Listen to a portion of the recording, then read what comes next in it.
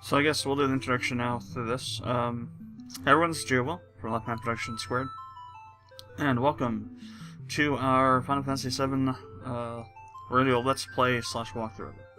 The reason I want to do a Let's Play is because, or have commentary, let's put it that way, is because, well, one, it is possible to have it because there's no spoken dialogue, and two, just in case Square-Enix or somebody gets a little pissy and decides to try and shut it down or something. But they shouldn't do that. So, this is going to be the PC version, the one that's on Steam. I had started recording the PS1 version, but I decided to start with this one, or restart with this one. There are a couple of quirks about the PC version. For example, the music, the audio. It's been redone for this game, and it's not... I don't want to say it's not the best quality, but it is kind of really strange if you've played the PS1 version any length of time, because it's completely different. It's, you know, I think it's orchestrated, so it's not just MIDI kind of stuff. Also, the graphics, not really a quirk, but it's a good thing. The graphics are greatly improved, and you'll see what I mean when we start playing. Other than that, it's pretty much, I think, exactly the same game, except for maybe one or two minor differences. That don't have to do with the game itself, but with the added features for the PC version.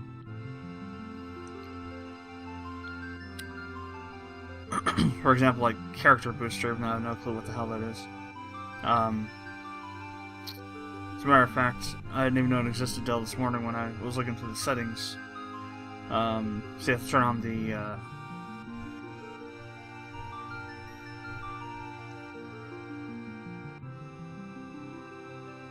cloud saving feature in order to access it, so I'm not sure what it does.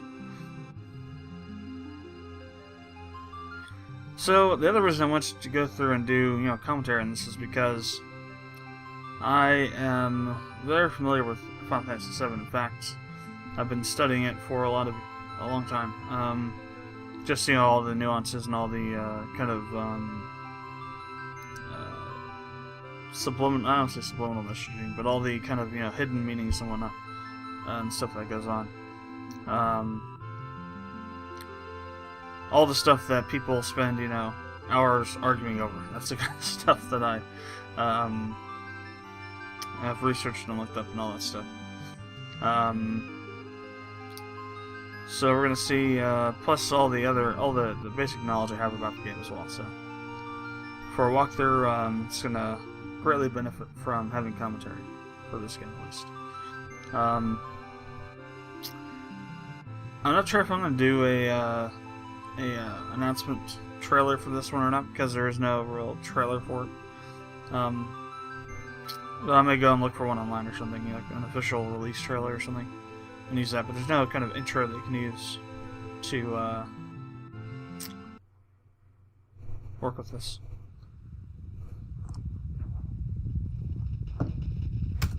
So one thing about the PC version is that you have to have the keyboard in order to start the game, but you can use a controller. However, if you're using a controller, it has to either be an Xbox 360 controller, or it has to be a Logitech F3 something.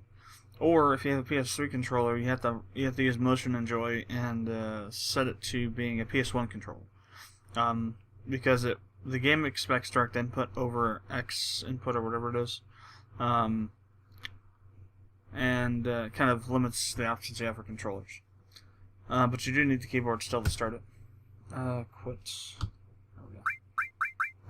So let's go ahead and start a new game, and we will see how this goes. So one thing that I'm going to be doing, though, I'm going to mention it up here in front, is that I'm going to be getting to Ares or Aerith or whatever you want to call her, to getting her a level 4 limit break, because before we get to this too, because that's when, well, everybody knows by now, unless you've been living under a rock. Well, I shouldn't say that, because there could be new people that have never played Final Fantasy before watching this video. Final Fantasy VII.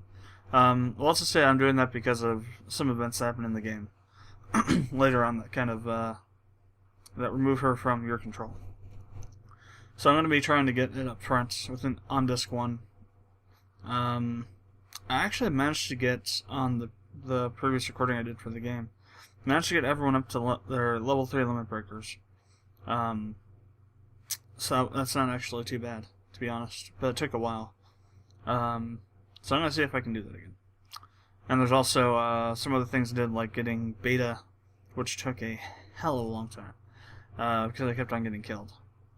From the, I forget what its name is now, I think Basilisk, in the Midgard Swamp. I'll try to get that again, because that's a really powerful enemy skill to have right off the bat. There's all kinds of things, quirks like that, that you can exploit in this game. If you know about them, that'll really make the game a little bit easier. So let's go ahead and start.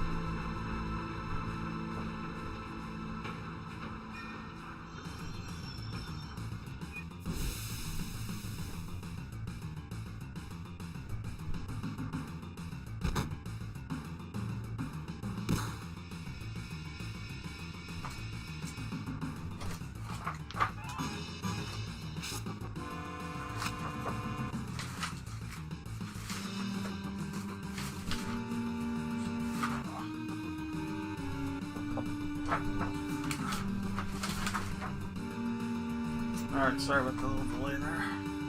Looking for my strategy guide for this game. It's actually for the PC version. So just to kind of give you an idea of how much kind of research and all kinds of things I've done with this game. This strategy guide I have has all kinds of notes written in it, just in the margins and on the pages. Corrections to things that are wrong. Notes about things. For example, in the Brady guide, which is what this is, there's a section somewhere. I forget where, but there's a section where there's incorrect information.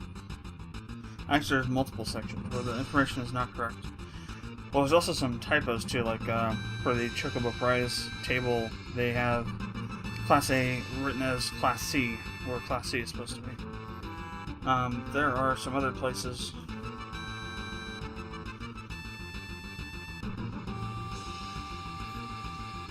For example, it doesn't tell you doesn't tell you what monsters to steal the Carabazeo nuts from, so I wrote those in. I put in a bunch of notes about the well, I'll mention them as I come to them, but there's just a lot of stuff in here. There's even missing weapons as well. So I've added some weapon things in, like for Barrett's missing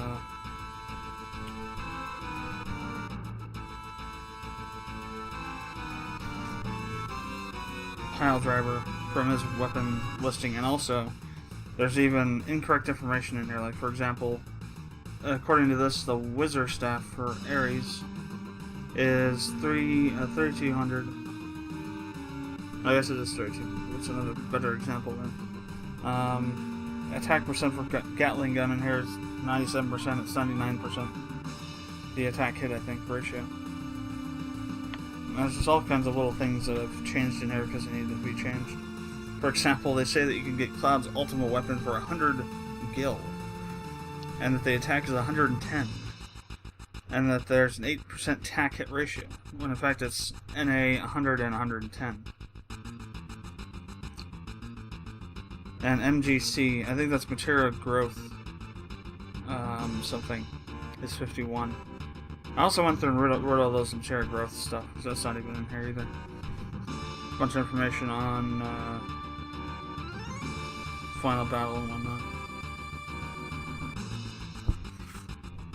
Yeah, we'll get to all that stuff when we get to it. So, this is going to be as complete a walkthrough as I can get it. I'm going to be trying to beat all the weapons. I'm going to be trying to get all the ultimate weapons. I'm going to try to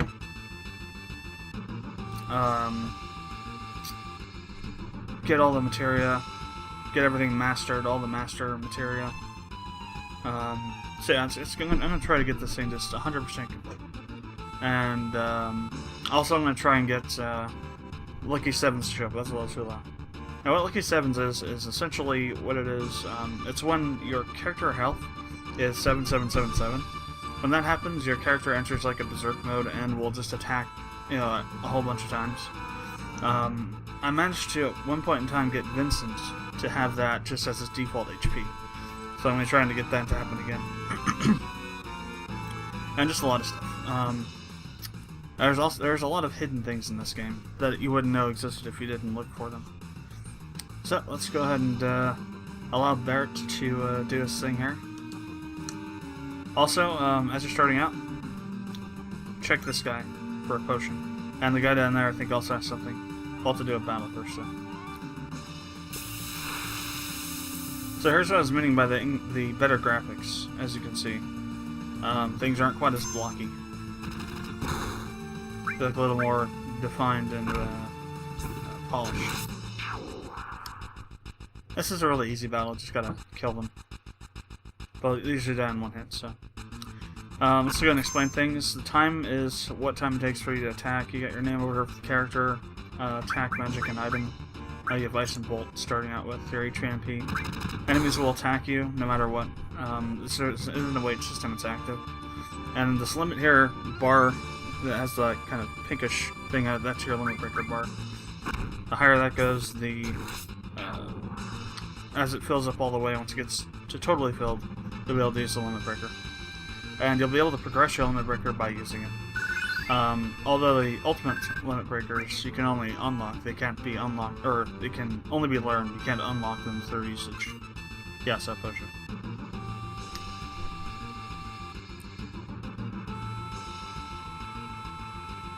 Biggs, I think. It's Biggs, maybe it's Wedge. Yeah, that's Wedge, that one's Biggs.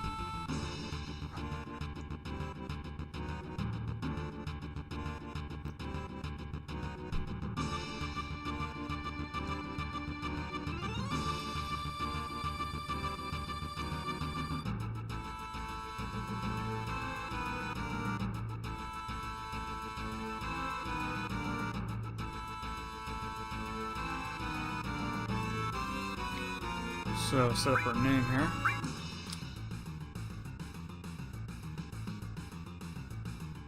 spelled out, obviously. I don't like to change names in games. I like to give them what they're supposed to be. Unless you're supposed to rename them. Like in Persona 3, 4, probably 5 too.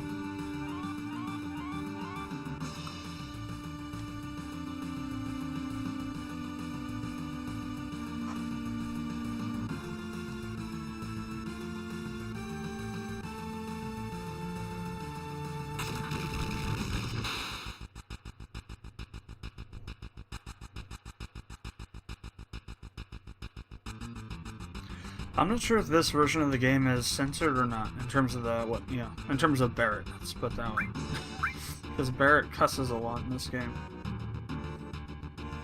That's just basic stuff.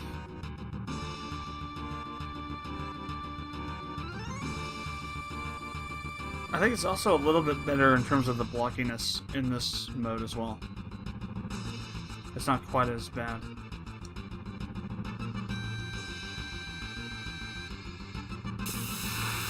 So you get these random battles in here, so if you wanted to level up a little bit, you could do it, but it would take a while. So you want to take out the dark, or whatever, tentacle, I guess? That's what it's called. Take that out first because it has a faster attack rate. Well, it doesn't really matter, the guy's pretty weak in first place.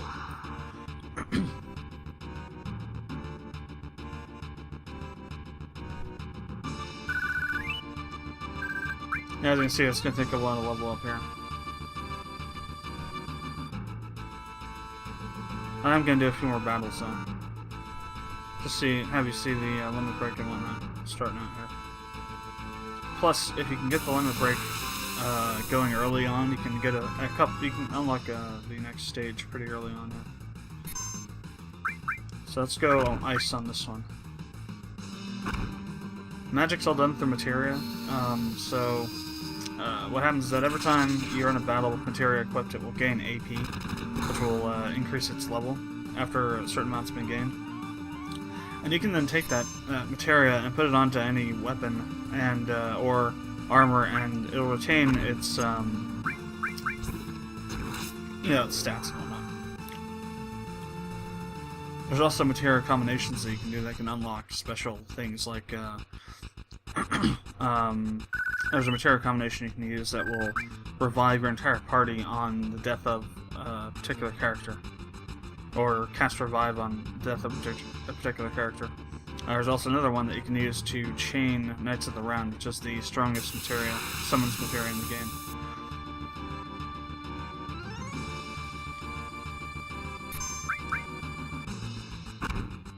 And the other guys don't actually have to have Knights of the Round Materia.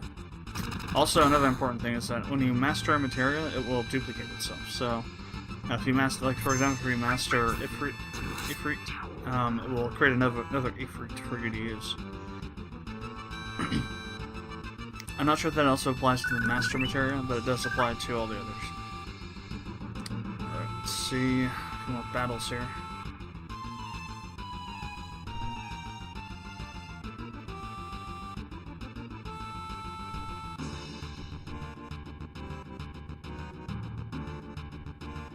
Come on up, where we are. Now, I grew up with this game. I think I played it at least, not all the way through. I think I've beaten it maybe 5 or 8 times. But I've played it at one point or another up to a certain point at least 12 to 15 times. Alright, I'm gonna let this dog thing, tentacle guy, get the limit break full so I can show you it. You start out with Bravery, yeah. That's the first stage of the level 1 limit breakers. Oh cool, there's actually an achievement for it. So that's just it. That's nothing too fancy. They get better as time goes on. But it is pretty strong. Alright, let's go ahead and go on. If you hit select, you can turn on the assist, which will just show you where you are, as with that hand thing. The master hand, I like to call it. And it'll show you where the exits are, or entrances or whatnot, to certain areas with the arrows there. Red means exits, green means what a green, I forget what they mean. I think it means just like doors and whatnot or something. While red means or exits to an area, from an area to another area.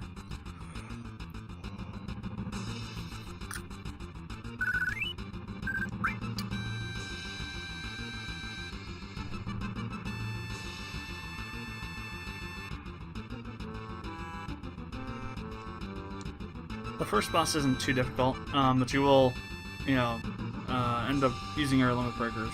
I don't think it's going to be on this one, it'll be on the next mission we go on.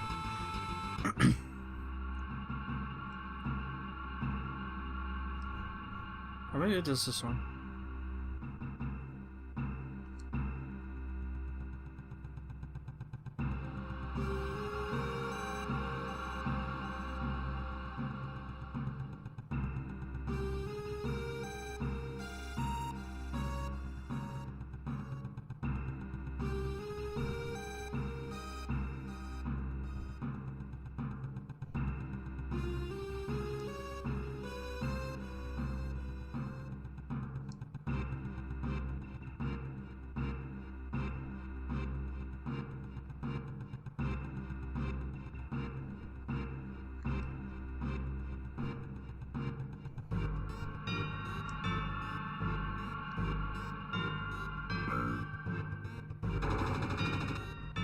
Generally, NPCs only have one line of text per area.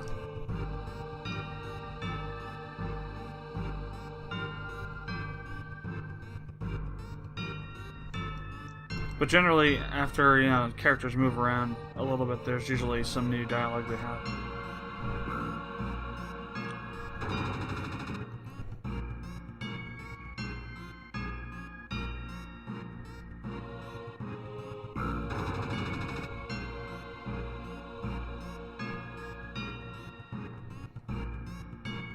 Actually, wait a second here.